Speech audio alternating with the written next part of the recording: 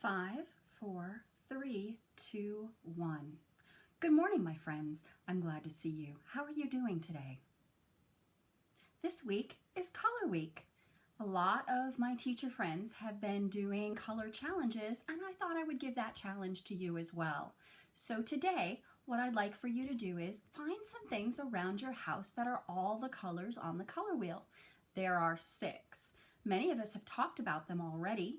There are 3 primary colors and 3 secondary colors. If you can see the color wheel behind me, it's backwards. I'm not sure how to flip it, or I would.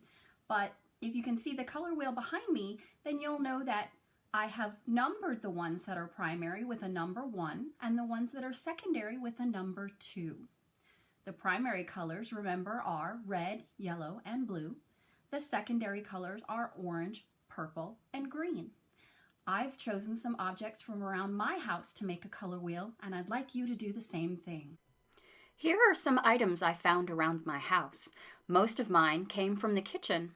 I'm going to start with purple and put that at the bottom, then green, yellow, orange, red, and finally blue. Can you make a color wheel with objects from your house?